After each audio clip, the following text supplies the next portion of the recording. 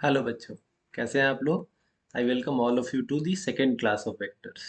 पिछले क्लास में हम लोगों ने वेक्टर्स को थोड़ा बहुत इंट्रोडक्शन देखा था। वेक्टर्स क्या होता है, वेक्टर क्वांटिटीज़ कैसे पहचानते हैं, उनकी डेफिनेशन क्या है, वेक्टर्स को कैसे रिप्रेजेंट करते हैं एंगल मैग्नीट्यूड फॉर्म में, कंपोनेंट फॉर्म में, एक फॉर्म से दूसरे फॉर्म में वेक्टर्स को किस तरह से कन्वर्ट किया जाता है। ये सारी चीज़ें हम लोगों ने देखी थी।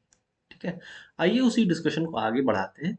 थोड़े डिफरेंट टाइप्स ऑफ वेक्टर्स के बारे में पहले समझते हैं। ये सब डेफिनेशंस है, डेफिनेशंस आपको थोड़ा ध्यान में रखना है। Types of vectors, different types of vectors. ठीक है, सो इसमें पहला है यूनिट वेक्टर, जो हम लोग पहले भी देख चुके हैं। यूनिट वेक्टर क्या होता है? A vector with magnitude 1 unit, with magnitude 1 unit in any direction is called a unit vector. एक चीज और ध्यान में रखना है, it does not have any unit. इसका कोई यूनिट नहीं होता है। क्यों नहीं होता है ये भी थोड़ी देर में आपको तुरंत समझ में आ जाएगा, but it does not have any unit, ये भी आपको ध्यान में रखना है। अब देखिए, जैसे मान लीजिए एक एग्जांपल लेते हैं। ठीक है, सपोज कीजिए कि एक वेक्टर ए को हमने लिख दिया 3i cap plus 4j cap. ठीक है, तो अगर बोलेगा कि ए के डायरेक्शन में यूनिट वेक्टर बताइए, तो हम कह सकते हैं unit vector in direction of A will be vector A upon magnitude of A. तो ये हो जाएगा 3i cap plus 4j cap divided by, इसका मैग्नीट्यूड क्या होगा, 3 स्क्वायर प्लस 4 स्क्वायर का स्क्वायर रूट। तो ये 5 होता है, तो आपको पता चल गया कितना है, 3/5i cap plus 4/5j cap. तो यही हमारा यूनिट वेक्टर हुआ इन द डायरेक्शन ऑफ ए। ठीक है, इसी को हम कहते हैं यूनिट वेक्टर। अब मैग्नीट्यूड 1 यूनिट है, ये तो समझ में आ रहा है। क्यों? क्योंकि ए में अगर ए के मैग्नीट्यूड से डिवाइड कर देंगे तो मैग्नीट्यूड तो 1 ही बचेगा। ठीक है, लेकिन इसका यूनिट भी क्यों नहीं होगा, ये भी समझ में आ रहा है। क्योंकि सपोज ए अगर डिस्प्लेसमेंट वेक्टर होता तो इसका यूनिट होता मीटर, किलोमीटर, सेंटीमीटर, जो भी होता लेंथ की यूनिट। नीचे भी हमने उसका मैग्नीट्यूड लिया है, तो नीचे भी ऊपर मीटर नीचे मीटर, दोनों मीटर मीटर भी क्या हो जाएगा, कैंसिल। फोर्स होता तो ऊपर न्यूटन नीचे न्यूटन, दोनों कैंसिल हो जाता। ठीक है, एंगुलर वेलोसिटी होता रेडियन पर सेकंड, दोनों ऊपर नीचे यूनिट भी क्या हो जाती, कैंसिल हो जाती। तो आप बहुत आसानी से समझ सकते हैं कि क्यों यूनिट वेक्टर में कोई यूनिट नहीं होता है ना। इसका बस एक यूनिट वेक्टर में बस एक एक मैग्नीट्यूड 1 होता है, और ये किसी एक डायरेक्शन में पॉइंट करता होता है। ठीक है, तो यही हमारा यूनिट वेक्टर है। इसके 3 स्पेशल केसेस भी हम लोगों ने पिछले वीडियो में देखा था। एक्स डायरेक्शन में अगर हमें यूनिट वेक्टर निकालना हो, पता है एक्स डायरेक्शन में यूनिट वेक्टर को क्या कहते हैं, आई कैप। वाई डायरेक्शन में यूनिट वेक्टर को क्या कहते हैं, जे कैप। और जेड डायरेक्शन में यूनिट वेक्टर को क्या कहते हैं, के कैप। बट यूनिट वेक्टर सिर्फ आई जे एक्स डायरेक्शन, वाई एक्सिस और जेड एक्सिस के अलॉन्ग ही नहीं होता है। इसके अलावा किसी भी डायरेक्शन में यूनिट वेक्टर हो सकता है, और किसी भी डायरेक्शन में जो यूनिट वेक्टर होता है उसका जो फॉर्मूला हो गया वो क्या हो गया, that vector divided by magnitude of that vector. बहुत ही सिंपल सी बात है। ठीक है, आई होप आपको समझ में आ गया होगा ये।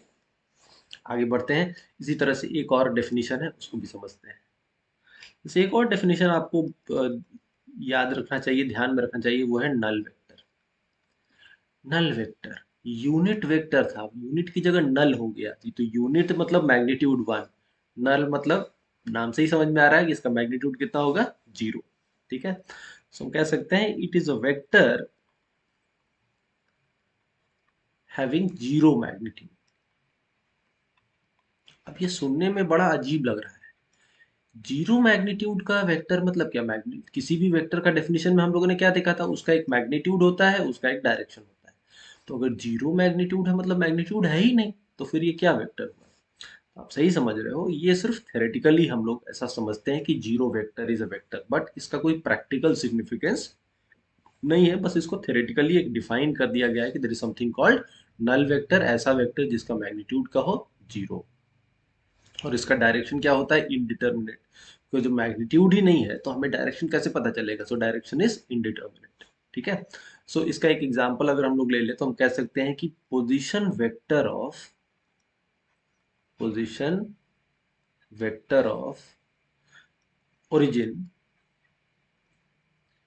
in is can be taken as null vector.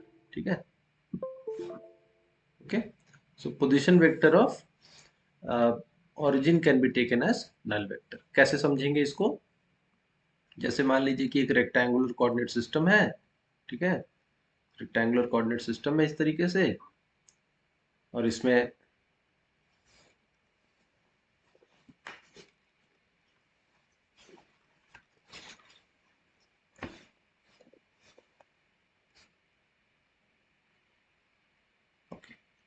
So this is my rectangular coordinate system. इसमें ये हो गया एक्स एक्सिस, ये हो गया वाई एक्सिस. अब ये ओरिजिन है, तो कहा जाए कि जैसे अगर हमको यहाँ का पोजीशन वेक्टर पता करना होगा, तो यहाँ का पोजीशन वेक्टर क्या होगा, इस पॉइंट का ये होगा. तो इसका कुछ मैग्नीट्यूड भी है, इसका डायरेक्शन भी है. इस पॉइंट का पोजीशन वेक्टर ये वेक्टर हो गया, इसका भी मैग्नीट्यूड भी है और डायरेक्शन भी है. लेकिन अगर कोई बोलेगा ओरिजिन का पोजीशन वेक्टर बताइए, तो ओरिजिन का पोजीशन वेक्टर का मैग्नीट्यूड भी कुछ नहीं होगा और इसकी डायरेक्शन भी कुछ समझ में नहीं आ रही है. So position vector of origin can be is one example of null vector. तो ये भी आपका एक एग्जांपल हो गया नल वेक्टर का. तो ये इसका बस थ्योरेटिकल इंपॉर्टेंस है, इसका कोई प्रैक्टिकल सिग्निफिकेंस बहुत ज्यादा नहीं है. सो ये भी आपका एक टाइप का वेक्टर हो गया. ठीक है बच्चों, आगे बढ़ते हैं. कुछ और डेफिनेशंस ऐसे ही छोटे छोटे सारे डेफिनेशंस आपको पता होने चाहिए इन सब का, क्योंकि कहीं क्वेश्चन में आ जाएगा unit vector along no this direction. तो आपको पता होना चाहिए क्या होगा. उसी तरह से नल वेक्टर कहीं पे अगर आता है तो आपको समझ में आना चाहिए कि नल वेक्टर होता क्या है. तो इसीलिए आपको बस मैं ये डेफिनेशंस आपको समझा रहा हूँ. ठीक है, इसी तरह से एक और वेक्टर होता है जिसे हम कहते हैं equal vectors. Two vectors A and B are equal. ठीक है, सो टू वेक्टर्स इक्वल कब होते हैं? जब उसका मैग्नीट्यूड भी सेम हो और उसका डायरेक्शन भी सेम हो. So you can say that two vectors are equal if their magnitude and direction are both equal. दो वेक्टर इक्वल तभी होता है जब उसका वेक्टर का मैग्नीट्यूड भी इक्वल हो और दोनों के डायरेक्शन भी सेम हो, तो हम क्या कहते हैं उसे इक्वल वेक्टर. इसमें एक चीज मैंने नहीं लिखा, दोनों वेक्टर की यूनिट भी क्या होनी चाहिए, सेम होनी चाहिए. बिकॉज अगर 5 न्यूटन का एक वेक्टर है फोर्स वेक्टर और 5 मीटर का एक डिस्प्लेसमेंट वेक्टर है, so we can not say that both the vectors are same, because दोनों का मैग्नीट्यूड 5 है. हो सकता है दोनों की डायरेक्शन भी सेम हो, लेकिन फिर भी दोनों वेक्टर इक्वल नहीं कहलाएगा. तो इक्वल वेक्टर हमेशा लाइक वेक्टर में ही हो सकता है. लाइक वेक्टर मतलब जिसकी यूनिट क्या हो, सेम हो. अगर एक फोर्स वेक्टर है तो दूसरा भी फोर्स वेक्टर ही होना चाहिए. एक डिस्प्लेसमेंट वेक्टर है तो दूसरा भी डिस्प्लेसमेंट वेक्टर होना चाहिए. एक वेलोसिटी वेक्टर है तो दूसरा भी वेलोसिटी वेक्टर ही होना चाहिए. ठीक है, सो हम कह सकते हैं and units are also same. Units of equal vectors are same. तो ये हमारा एग्जाम्पल हो गया. तो बेसिकली दोनों वेक्टर सेम है कहने का मतलब, तभी दोनों वेक्टर को हम इक्वल कहते हैं. So this is another definition that you should keep in mind. Then एक और वेक्टर आता है, एक और एग्जांपल आता है पैरेलल वेक्टर्स का. ठीक है, पैरेलल वेक्टर्स बच्चों, पैरेलल वेक्टर्स किसको कहते हैं, नाम से ही समझ में आ रहा है. दो वेक्टर की डायरेक्शन अगर सेम है तो दोनों क्या है, parallel vectors. So we can say two vectors having same direction having same direction are called parallel vectors. ठीक है,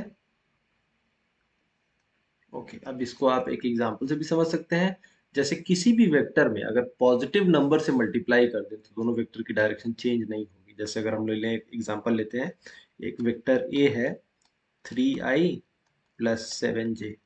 ठीक है, और इसी में 2 से मल्टीप्लाई कर दें तो एक वेक्टर और लिख लेते हैं 6i + 14j. तो दोनों वेक्टर का डायरेक्शन सेम है बिकॉज इसका डबल है ये, बस हमने इसमें 2 से मल्टीप्लाई कर दिया. तो पैरेलल वेक्टर्स को एग्जांपल कैसे समझ सकते हैं कि एक वेक्टर लें, उसमें किसी पॉजिटिव नंबर से मल्टीप्लाई कर दें तो जो वेक्टर बनेगा वो पहले वेक्टर का क्या होगा, पैरेलल वेक्टर हो जाएगा. ठीक है, छोटे छोटे एग्जाम्पल्स हैं, बहुत ज़्यादा इनमें कुछ है नहीं।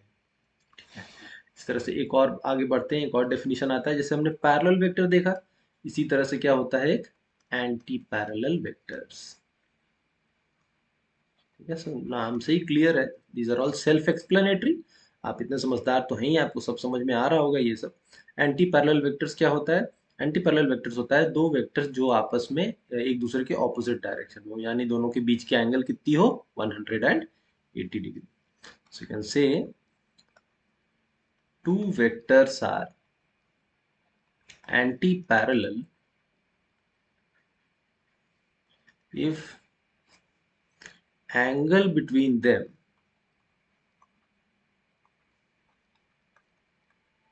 is 180 degree. दोनों के बीच का एंगल कितना हो, 180 डिग्री। जैसे अगर आप कहें कि एक वेक्टर इस डायरेक्शन में पॉइंट कर रहा है, दूसरा वेक्टर बिल्कुल उसके ऑपोजिट डायरेक्शन में पॉइंट कर रहा है, तो दोनों वेक्टर एक दूसरे के क्या हो जाएंगे, anti parallel. Anti parallel vectors कैसे लाते हैं हम लोग? किसी भी वेक्टर में किसी नेगेटिव नंबर से मल्टीप्लाई कर दें तो उसका एंटी पैरेलल वेक्टर आ जाएगा। जैसे अगर एक वेक्टर है 7i कैप -2j कैप, ठीक है, और हमने एक दूसरा वेक्टर लिया, इसमें -2 से मल्टीप्लाई कर दें, सो -14i कैप और माइनस माइनस +4j कैप। तो ये इससे कैसे आया, हमने इससे ये कैसे निकाला, इसमें हमने -2 से मल्टीप्लाई कर दिया। तो जब आप -2 से मल्टीप्लाई कर दिए तो ये वेक्टर आ गया। तो हम कह सकते हैं कि A and B vectors are anti parallel to each other, because negative number से जब मल्टीप्लाई करते हैं तो एंटी पैरेलल वेक्टर आता है, पॉजिटिव नंबर से मल्टीप्लाई करते हैं तो पैरेलल वेक्टर आता है। ठीक है बच्चों, ओके। नाउ इसी में एक होता है नेगेटिव वेक्टर्स, इसी का एक सब केस है negative vectors.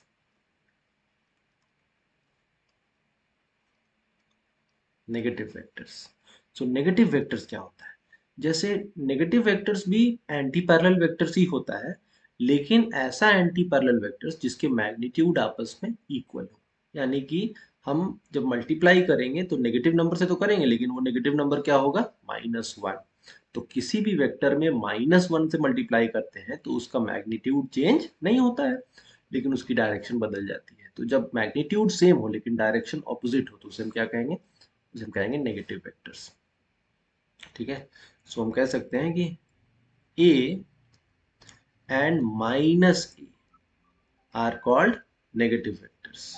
So negative vectors का आपको मतलब समझ में आ रहा है, A and -a are called negative vectors.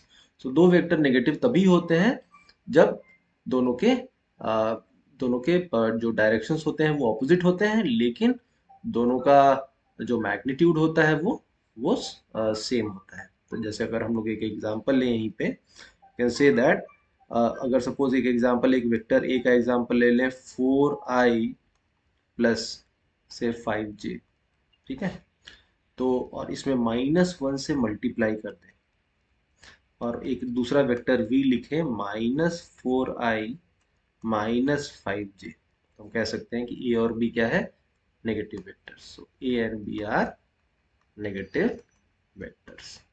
Simple simple, सब सब डेफिनेशंस है, आप सबको समझ में आ रहा होगा। ओके, तो हम यहाँ से एक और चीज कह सकते हैं कि जितने भी नेगेटिव वेक्टर्स हैं सभी एंटी पैरेलल वेक्टर्स भी होते हैं, लेकिन जितने भी एंटी पैरेलल वेक्टर्स हैं वो नेगेटिव हो ऐसा जरूरी नहीं है। बहुत सिंपल सी बात है, समझ में आ रहा होगा। ओके, देन इसी तरीके से थोड़े बहुत डेफिनेशंस और हैं। एक और होता है डेफिनेशन जिसको हम कहते हैं कनकरेंट वेक्टर्स। ठीक है, concurrent vectors. So concurrent vectors क्या होता है, इसको भी समझते हैं, एक एग्जांपल से, फिगर से समझते हैं। जैसे एक ही पॉइंट से अगर कई सारे वेक्टर्स निकल रहे हैं, ठीक है, इस तरीके से एक ही पॉइंट से कई सारे वेक्टर्स निकल रहे हो, A vector, B vector, C vector, D vector and E vector, तो हम कह सकते हैं कि A B C D and E are concurrent vectors. So concurrent vectors की डेफिनेशन क्या हो गई, अगर सभी का टेल कॉमन है, ये टेल है ना वेक्टर का, एरो जहां एंड करता है वो हेड है, तो सभी का टेल अगर सेम हो तो उसको हम क्या कहेंगे, concurrent vectors. So vectors having same tail at same point, vectors having common tail point, common tail point are called concurrent vectors. Concurrent vectors का एक और नाम होता है जिसे हम कहते हैं को इनिशियल वेक्टर्स। तो इसको कभी कभी को इनिशियल वेक्टर्स भी कहा जाता है, बिकॉज सबका इनिशियल पॉइंट क्या है, सेम है। तो नाम से ही समझ में आ जाता है, सबका इनिशियल पॉइंट सेम है, सब कहेंगे को इनिशियल वेक्टर्स। ठीक है, ओके। देन इसी तरीके से एक और डेफिनेशन होता है जिसमें कहते हैं कोप्लेनर वेक्टर्स। कोप्लेनर वेक्टर्स, सो कोप्लेनर वेक्टर्स क्या होगा, एक ही प्लेन पे, एक ही सरफेस पे अगर दो वेक्टर्स है तो दोनों को हम क्या कहेंगे, coplanar vectors. So we can say vectors which are on the same plane या सेम सरफेस, प्लेन और सरफेस एक ही बात हुई, सेम सरफेस और plane are called coplanar vectors.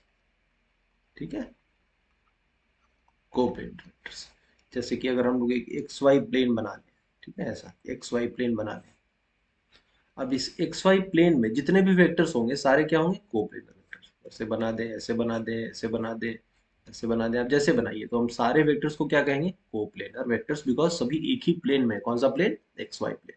इसी तरह से वाई जेड प्लेन में सारे vectors coplanar vectors, X Z plane में सारे वेक्टर्स कोप्लेनर वेक्टर। ठीक है, तो कोई भी प्लेन में अगर सारे वेक्टर एक ही प्लेन में होंगे तो उसे हम क्या कहेंगे, कोप्लेनर वेक्टर्स।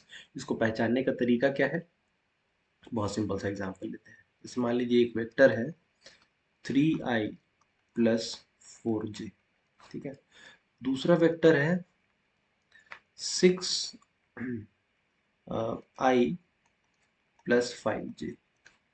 तीसरा वेक्टर है 4j+5k। चौथा वेक्टर है 5i+3k। पांचवा वेक्टर है 3j+2k। छठा वेक्टर है 2i+3k। ठीक है, इस तरह से हम लोगों ने 6 वेक्टर्स लिया। अब हमें पहचानना है कि कौन कौन से वेक्टर्स कोप्लेनर है। अब देखिए, जब भी आपको वेक्टर्स को पहचानना हो कि कोप्लेनर है तो आप इसके कंपोनेंट्स देखिए। वेक्टर ए के कंपोनेंट किधर है, आई और जे, यानी कि एक्स कंपोनेंट है और वाई कंपोनेंट है, यानी ये वेक्टर किस प्लेन में है, एक्स वाई प्लेन में है। ठीक है, ये इसका भी एक्स कंपोनेंट है और वाई कंपोनेंट है, यानी कि ये दोनों कोप्लेनर हो गए। सो we can say A and B are coplanar, because दोनों में दो ही कंपोनेंट है, X component and Y component. इसी तरह से लुक एट सी, यहाँ पे जे कंपोनेंट है और के कंपोनेंट है। इसी तरह से ई में भी क्या है, जे ई में भी क्या है, वाई कंपोनेंट और नो जेड कंपोनेंट। यहाँ भी क्या है, वाई कंपोनेंट और जेड कंपोनेंट। तो सी में भी वाई और जेड कंपोनेंट है, ई में भी वाई और जेड कंपोनेंट है। तो हम कह सकते हैं कि C and E are coplanar vectors. Similarly look at D and F, D में भी क्या है, X component and Z component. यहाँ भी क्या है, X component and Z component. So can say D and F are coplanar vectors. तो जब टू डायमेंशनल वेक्टर्स हो तो हम लोग इस तरह से पता लगाते हैं कि दोनों वेक्टर कोप्लेनर है या नहीं। लेकिन same logic three dimensional vectors में नहीं हो सकता है। यू कैन नॉट से कि दो वेक्टर्स में अगर एक्स कंपोनेंट वाई कंपोनेंट और थ्री जेड कंपोनेंट है, दूसरे वेक्टर में भी एक्स कंपोनेंट वाई कंपोनेंट और जेड कंपोनेंट है, तो दोनों वेक्टर क्या होगा, कोप्लेनर होगा। ऐसा हम नहीं कह सकते हैं। वो समझने के लिए हमें कुछ और जानना होगा, तो विल सी दैट लेटर, थोड़ी देर में देखेंगे उसको भी। बट आप ऐसे समझिएगा भी कि अगर दो वेक्टर कोप्लेनर है तो टू डायमेंशनल कोप्लेनर वेक्टर्स को पहचानने का तरीका क्या है, अगर दो को टू डायमेंशनल वेक्टर्स है तो उसमें हमारा दोनों कंपोनेंट सिमिलर कंपोनेंट होना चाहिए। दो वेक्टर में अगर एक्स कंपोनेंट और वाई कंपोनेंट है, दोनों में जेड कंपोनेंट नहीं है, तो दोनों कोप्लेनर। इसी तरह से एक्स कंपोनेंट और जेड कंपोनेंट है तो भी कोप्लेनर। दोनों में अगर वाई कंपोनेंट और जेड कंपोनेंट है, एक्स नहीं है, तो भी दोनों कोप्लेनर हो। ठीक है, सो ये कोप्लेनर नो वेक्टर्स के कुछ एग्जांपल्स हो गए। ओके, देन इसी तरीके से एक और डेफिनेशन है, लास्ट वन, कहता है ऑर्थोगोनल वेक्टर्स। आपके नाम से तो बहुत क्लियर है, ऑर्थो ऑर्थो जब भी आता है मतलब परपेंडिकुलर्स की बात होती है, यानी जब भी दो वेक्टर्स एक दूसरे के परपेंडिकुलर होंगे, दोनों के बीच की एंगल कितनी होगी, 90 डिग्री होगी, तो उसे हम क्या कहते हैं, orthogonal vectors. Can say two vectors A and B are orthogonal if angle between them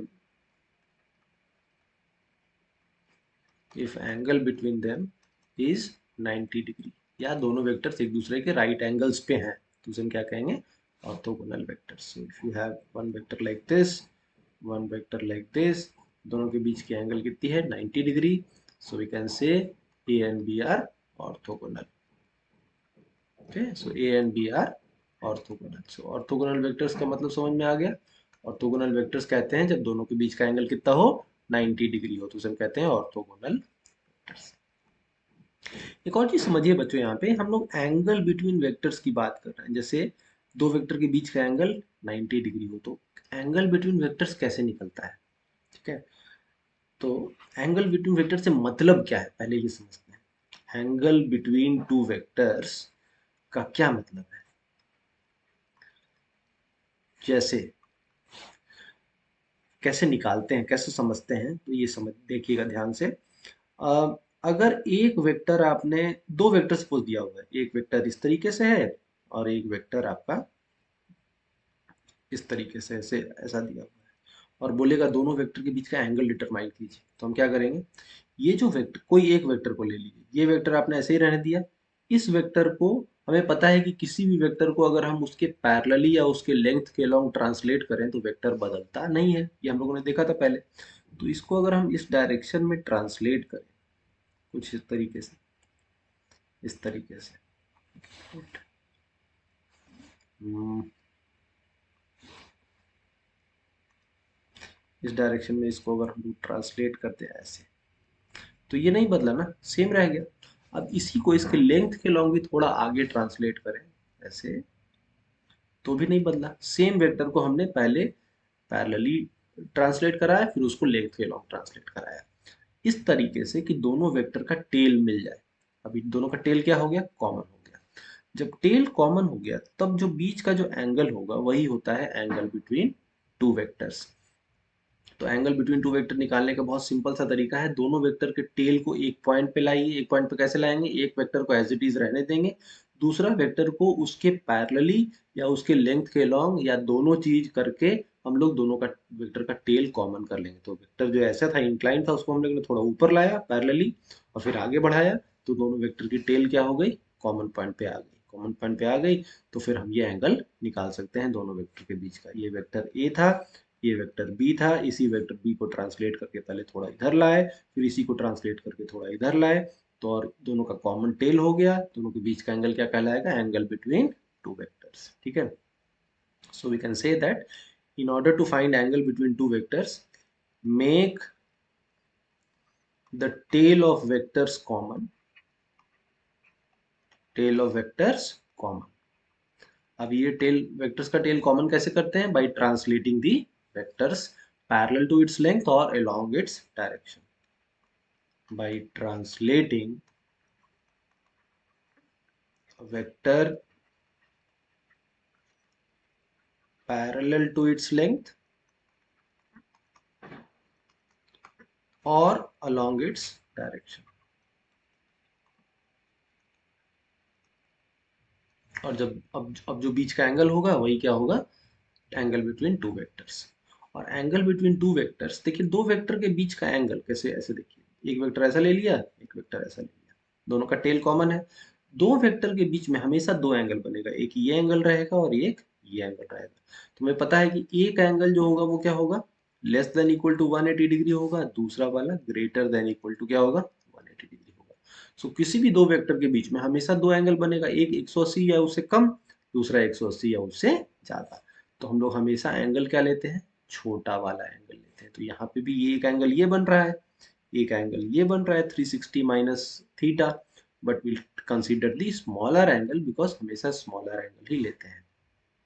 So we can always say that this angle between two vectors theta will always lie between 180 degree and 0 degree. ये हमेशा 180 और 0 degree के बीच में ही होगा, 180 से ज़्यादा नहीं हो सकता है। ठीक है बच्चों, ऐसा है। तो आज अभी तक हम लोगों ने सिर्फ क्या देखा है, थोड़े बहुत डेफिनेशंस देखे हैं, थोड़े बहुत टर्मिनोलॉजी से अपने आप को परिचित कराया है। We have try to familiarize ourselves with different nomenclatures no which are there in this chapter vector. तो अलग अलग जो भी नोमेनक्लेचर्स होते हैं, जो भी नाम है, उन सब के बारे में हम लोगों ने सीखा है। ऑर्थोगोनल वेक्टर क्या होता है, कोप्लेनर वेक्टर क्या होता है, पैरेलल वेक्टर क्या होता है, एंटी पैरेलल वेक्टर क्या होता है, नेगेटिव वेक्टर क्या होता है, इन्हीं सब के बारे में हम लोगों ने अभी अभी तक देखा है। ठीक है, alright, now let us move on, आगे बढ़ते हैं। और जो नेक्स्ट इंपॉर्टेंट चीज जो हम लोग को सीखना है वो है addition of vectors. Okay, so we'll now discuss addition of vectors, addition of vectors को कैसे ऐड करते हैं। ठीक है, अब इसमें जो पहला मेथड जो हम लोगों ने देखा था, हम लोगों ने क्या देखा था शुरू में ही वेक्टर के डेफिनेशन में, वेक्टर्स को हम लोग नॉर्मल अलजेब्राइक तरीके से ऐड नहीं करते हैं। वेक्टर्स के डेफिनेशन में ही लिखा हुआ था कि vectors are added by a special rule and therefore they are called vectors. ठीक है, सो वो स्पेशल रूल क्या है वही हम लोग यहाँ पे भी डिस्कस करेंगे। देखिए, पहला रूल जो हम लोग यूज करते हैं उसे हम कहते हैं head to tail method, head to tail method, या इसी को हम कहते हैं ट्रायंगल रूल। ठीक है, it is also called triangle rule. So let's see what is head to tail method और ट्रायंगल रूल, इसका मतलब क्या है। एक एक फिगर से समझते हैं। जैसे मान लीजिए कि दो वेक्टर्स हैं, ठीक है, तो सपोज कीजिए कि एक वेक्टर आपने ऐसा ले लिया, लेट्स से दूसरा वेक्टर ऐसा है। ठीक, अभी मैं मैग्नीट्यूड नहीं दे रहा हूँ, बस समझा रहा हूँ कि कैसे ऐड करना है ट्रायंगल रूल से। दो वेक्टर ऐसा दिया हुआ है, तो सबसे पहले आप क्या करेंगे, इसमें जो वेक्टर ए है उसको एज इट इज रहने दीजिए, ए वेक्टर। अब इस बी वेक्टर को थोड़ा ट्रांसलेट कीजिए। ट्रांसलेट करने से वेक्टर बदलता नहीं है, अगर हमने वो ट्रांसलेशन उसके लेंथ के लॉन्ग करी है या उसके पैरेलली किया है। तो इसको थोड़ा आगे बढ़ाएंगे तो ये कुछ ऐसा होगा, इसको थोड़ा और ऊपर लेंथ के लॉन्ग बढ़ा देंगे तो ये कुछ ऐसा हो जाएगा। ठीक है, ऐसा हो जाएगा। तो ऐसे करने पे दोनों का टेल कॉमन हो गया, लेकिन हमें ये नहीं करना है। यहाँ पे हमें क्या करना है, वी हैव टू सी, आपने इसको ऐसे ट्रांसलेट किया, इसको हम इस तरह से ट्रांसलेट करेंगे कि इसका जो टेल है, सॉरी, इस वेक्टर का इस वेक्टर का जो टेल है, ये टेल ए वेक्टर के हेड से मैच कर जाए। हमेशा ध्यान रखिएगा, ये यही बस आपको ध्यान में रखना है। तो हम इस वेक्टर को इस तरीके से ट्रांसलेट किए। देखिए, इसका जो मैग्नीट्यूड है वही इसका बी का मैग्नीट्यूड है, इसका जो डायरेक्शन है, जिस जो इंक्लिनेशन है बी का, वही इंक्लिनेशन हमने यहाँ पे भी रखा था। तो उसको ट्रांसलेट करके इस तरह से किया कि ए का हेड और बी का टेल आपस में मिल जाए। तो ए वेक्टर को एज इट इज ड्रॉ कर दिया, ए का जहां एंड करता है, ए का जो हेड है वहीं पे बी का टेल लाया और बी को ड्रॉ कर दिया। ठीक है, तो ये ए वेक्टर, ये बी वेक्टर। अब जो ये वेक्टर होगा, ये वेक्टर, यही वेक्टर कहलाता है ए प्लस बी वेक्टर। बात समझ में आ रही है बच्चों? बहुत ध्यान से समझिएगा, बस ये कॉन्सेप्ट समझ में आ गया कि कैसे ट्रायंगल मेथड क्या होता है, हेड टू टेल मेथड, तो फिर ज़्यादा दिक्कत नहीं होगी। कॉन्सेप्ट क्लियर नहीं रहने से ही आगे प्रॉब्लम्स में हमेशा दिक्कत होती रहती है, कंफ्यूजन रहता है, सही लिया नहीं लिया। तो बस इसी पे आपको ध्यान देना है। क्या करना है, दो वेक्टर को हमें ऐड करना है। एक वेक्टर जैसा ड्रॉ किया हुआ है वैसे ड्रॉ करे रहने देंगे, उसको कोई चेंज नहीं करेंगे। दूसरा वेक्टर है बी वेक्टर, इसको हम ट्रांसलेट करेंगे उसके लेंथ के पैरेलली या उसके डायरेक्शन के अलॉन्ग, ताकि उसका वो वेक्टर बदले नहीं। और इस तरह से ट्रांसलेट करेंगे कि ए के हेड के पास, ए के हेड के पास बी का टेल आ जाए सेम पॉइंट पे, और वहां से हम बी को ड्रॉ कर दे। तो पहले आप ए को ड्रॉ कीजिए, ए जहां एंड करता है वहां से बी को ड्रॉ कीजिए। तो ए, ये बी, तो ए के टेल से बी का हेड को मिलाता हुआ लाइन ई क्या होगा, सम ऑफ टू वेक्टर्स, जिसको हम कहते हैं ए प्लस बी। और इसको एक और तरीके से कहा जाता है, this is called resultant vectors of A and B, resultant vector of A and B, तो दो वेक्टर का सम को रिजल्टेंट वेक्टर भी कहा जाता है। ठीक है बच्चों, सो यही हमारा ट्रायंगल रूल है, बहुत सिंपल सा रूल है, इसीलिए इसको एक और नाम दिया गया है हेड टू टेल। ठीक है, हेड टू टेल मेथड इसीलिए कहा गया है बिकॉज ये हम क्या करते हैं, एक हेड से दूसरे का टेल मिलाते हैं। सो ये टेल, ये हेड, फिर ये टेल, फिर ये हेड, तो टेल से हेड, यही क्या हो गया हमारा रिजल्टेंट वेक्टर। एक वेक्टर ड्रॉ किया, तो एक वेक्टर जहां एंड करता है वहां से हमने दूसरा वेक्टर ड्रॉ किया, दो वेक्टर बन गए। अब जो तीसरा वेक्टर होगा इसके टेल से, ए के टेल से बी के हेड तक, ऐसा, वही क्या हो जाएगा हमारा, वो हो जाएगा हमारा रिजल्टेंट वेक्टर या सम ऑफ बोथ दी वेक्टर्स। इतनी बात समझ में आ गई? ओके, नाउ इसको अब इसको निकालने का तरीका क्या है? ये तो हम लोग पिक्टोरियली दिखाए कि हाँ ठीक है, ये आपका सम ऑफ वेक्टर्स हो गया, लेकिन अब इसे निकालेंगे कैसे? इसे इसे आइडेंटिफाई कैसे करेंगे? किसी भी वेक्टर को रिप्रेजेंट करने के लिए हमें क्या चाहिए? उसका मैग्नीट्यूड चाहिए और उसका डायरेक्शन चाहिए। आपने पिक्टोरियली तो दिखा दिया, फिगर में दिखा दिया कि हाँ यही है ए प्लस बी, लेकिन इसकी मैग्नीट्यूड कैसे आएगी और इसका एंगल कैसे आएगा, तो हमें निकालना पड़ेगा ना। जब तक उसका मैग्नीट्यूड और एंगल निकलेगा नहीं, तब तक तो हमारा वेक्टर डिफाइन नहीं हुआ। ये तो हम बस फिगर से दिखा रहे हैं कि हाँ ये हमारा सम ऑफ वेक्टर्स है, लेकिन इसकी मैग्नीट्यूड क्या है और इसका डायरेक्शन क्या है, तो वो हमें निकालना पड़ेगा पहले। ठीक है, ओके, ऑल राइट। नाउ इसको निकालने का भी एक तरीका है। तरीका क्या है, मैं आपको समझाता हूँ।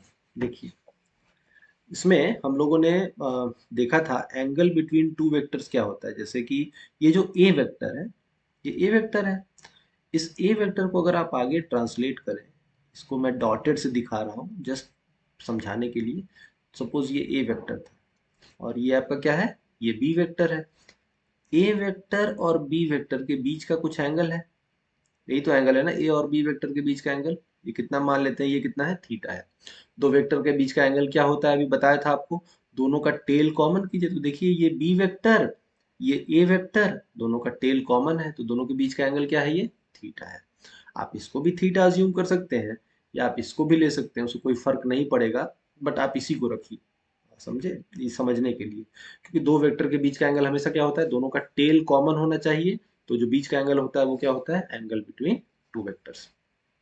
तो ये हमारा क्या हो गया, थीटा, यही हमारा क्या है, एंगल बिटवीन टू वेक्टर्स। ठीक, अब इस फिगर को ऐसा करता हूँ, मैं थोड़ा और नो अच्छे से थोड़ा साफ सुथरा बनाता हूँ ताकि आपको समझ में आए।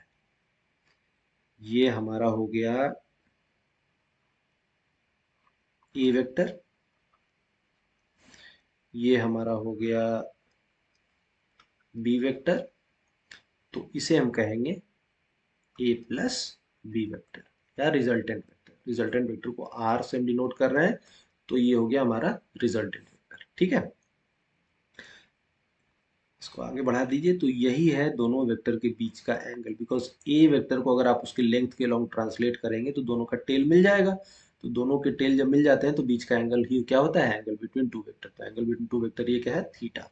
ठीक, अब आइए समझिए इसको। अब इसको आप ज्योमेट्री का प्रॉब्लम समझिए, इसको आप वेक्टर्स थोड़ी देर के लिए भूल जाइए। ट्रायंगल रूल है, तो हमें ट्रायंगल का रूल है, ट्रायंगल किस में आता है, ज्योमेट्री में पढ़ते हैं, इसको समझिएगा।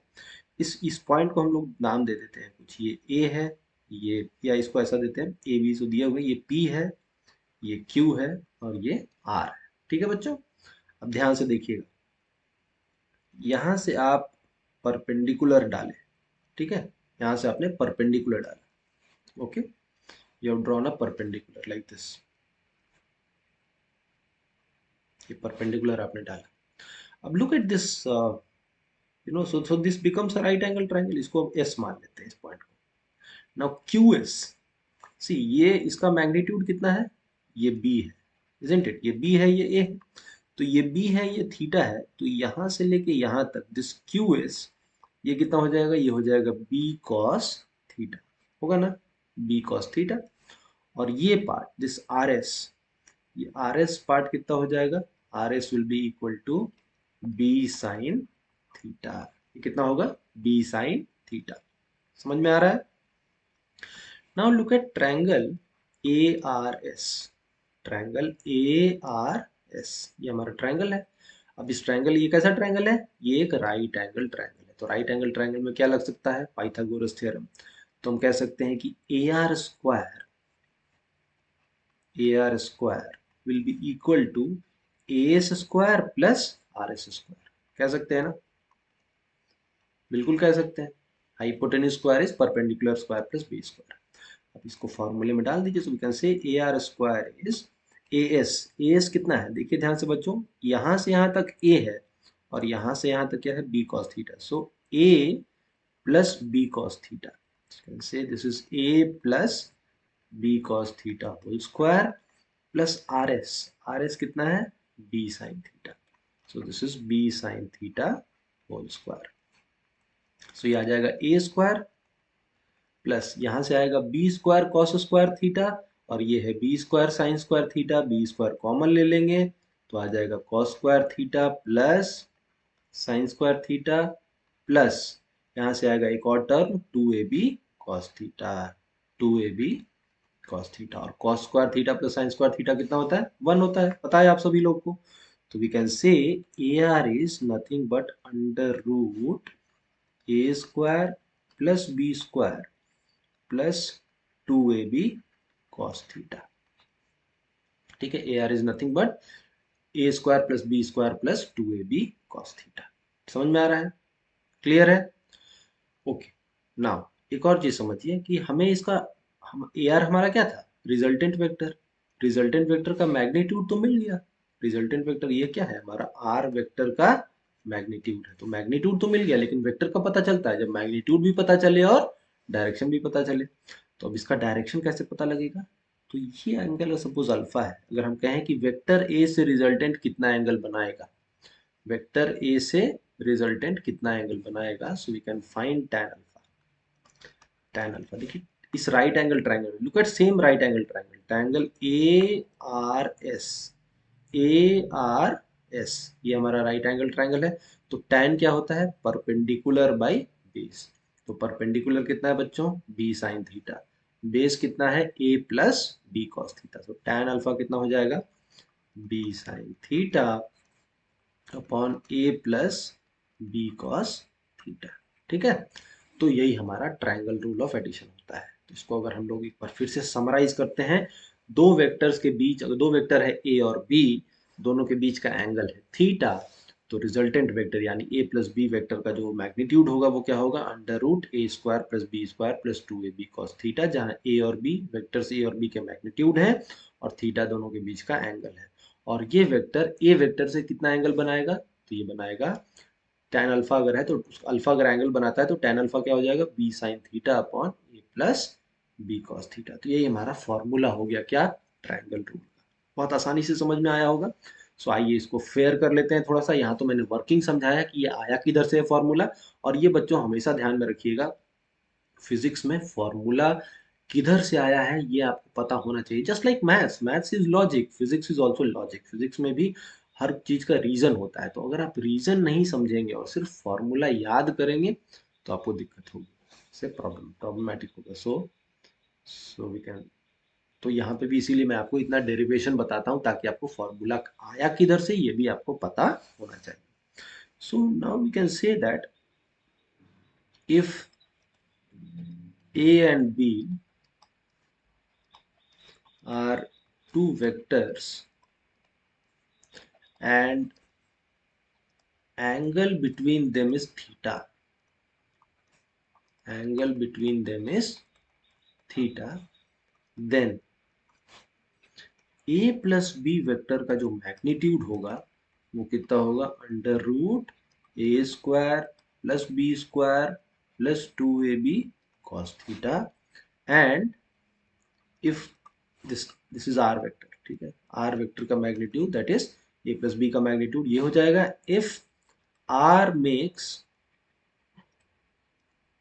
alpha with vector A, then tan alpha is B sin theta upon A plus B cos theta। तो यही हो गया, मैग्नीट्यूड भी मिल गया और डायरेक्शन भी मिल गया रिजल्टेंट वेक्टर का। तो यही होता है हमारा ट्रायंगल रूल या हेड टू टेल मेथड। समझ में आ रहा है बच्चों? अच्छा, इसमें एक और चीज समझिएगा, यहाँ पे हमने बोला आर जो रिजल्टेंट वेक्टर है वो ए से बनाता है अल्फा, लेकिन यहाँ पे ऐसा भी हो सकता है जैसे कि अगर इसको हम लोग एक बार थोड़ा और समझें, ये हमारा ए वेक्टर था, ये हमारा बी वेक्टर था, ये हमारा रिजल्टेंट वेक्टर था। ठीक है, ये हमारा रिजल्टेंट वेक्टर था। ये कितना है, A plus B vector, resultant vector. तो ये बनाता है, ए से रिजल्टेंट वेक्टर कितना एंगल बना रहा है, अल्फा। सो टैन अल्फा इस फॉर्मूले से आ जाएगा।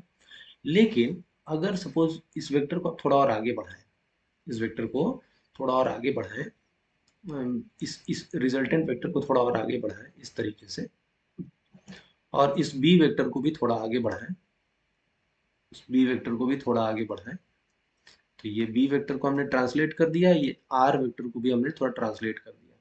अब दोनों का टेल सेम है, तो ये जो एंगल है सपोज बीटा है दोनों वेक्टर का, तो अगर ये जो रिजल्टेंट वेक्टर है वो बी वेक्टर से बीटा एंगल बनाता है, यहाँ तो अल्फा एंगल बना रहा था ए वेक्टर से, लेकिन इसे कितना बनाता है, बीटा। यानी कहने का मतलब कि ये एंगल कितना है, बीटा। दोनों देखिए, वर्टिकली ऑपोजिट एंगल क्या होता है, सेम होता है। सो यानी कि जो बी वेक्टर और रिजल्टेंट वेक्टर के बीच का एंगल अगर बीटा है, तो यहाँ पे हम लोग tan बीटा भी लिख सकते हैं। दोनों फॉर्मूला ध्यान में रखिएगा। You can say tan beta. tan beta कैसे आएगा, tan beta, look at this. tan beta आता है हमारा a sin theta upon b plus a cos theta. ठीक है, a sin theta upon b plus a cos theta. Same derivation है, जो derivation आपने tan अल्फा के लिए किया था वही डेरिवेशन tan बीटा के लिए भी है। ऐसा नहीं है कि हम लोग यहाँ पे कुछ अलग कर रहे हैं, सेम चीज कर रहे हैं। जैसे यहाँ पे हम लोगों ने इसको आगे बढ़ा के परपेंडिकुलर ड्रॉप किया था यहाँ से, है ना। यहाँ पे क्या किया था, यहाँ से इसको आगे बढ़ाया था, ए वेक्टर को थोड़ा आगे बढ़ाया था, परपेंडिकुलर यहाँ ड्रॉप किया था। यहाँ पे भी आप इसको, यहाँ पे सेम चीज आप यहाँ पे भी कर सकते हैं, बी वेक्टर के लिए कर सकते हैं। जैसे लुक एट दिस, इसको थोड़ा नो फेयर में समझते हैं, बट आई होप सी इसको कैसे समझेंगे यहाँ पे। ये हमारा बी वेक्टर यहाँ पे ऐसे है, बहुत आसान है समझना, मैं आपको नो समझाता हूँ। सी, ये हमारा ए वेक्टर है, ठीक है, ये हमारा बी वेक्टर है, ठीक है, ये हमारा ए प्लस बी वेक्टर है, ऐसा ही है ना, ये हमारा ए प्लस बी वेक्टर है। ठीक, ओके। अब हमें ये पता है, अगर हम लोग ऐसे कहें कि ए का प्रोजेक्शन बी पे कितना होगा, जैसे कि इसको आप आगे एक्सटेंड कीजिए, ठीक है, इसको आगे एक्सटेंड कीजिए। अब ये हमारा पॉइंट पी था, ये पॉइंट क्यू था, ये पॉइंट आर था, ठीक है। अब यहाँ से परपेंडिकुलर आपने ड्रॉ किया, यहाँ से आपने परपेंडिकुलर ड्रॉ किया इस पे, ठीक। ये सपोज पॉइंट एस है, ये हमें मैग्नीट्यूड पता है, इसका मैग्नीट्यूड ए है, इसका मैग्नीट्यूड बी है। ये एंगल कितना है बच्चों, ये एंगल थीटा है। दोनों वेक्टर ए वेक्टर और बी वेक्टर के बीच का एंगल कितना है, थीटा है। अब देखिए ये राइट एंगल ट्रायंगल है ना, P Q S is a right angle triangle. ये ए है, ये थीटा है, तो हम यहाँ पे क्यू एस को क्या कह सकते हैं, ए कॉस थीटा। कितना कह सकते हैं, ए कॉस थीटा। और ये पी एस, ये ए है, ये थीटा है, ये P Q S is a right angle triangle, तो इसका मतलब ये कितना हो गया, ए साइन थीटा।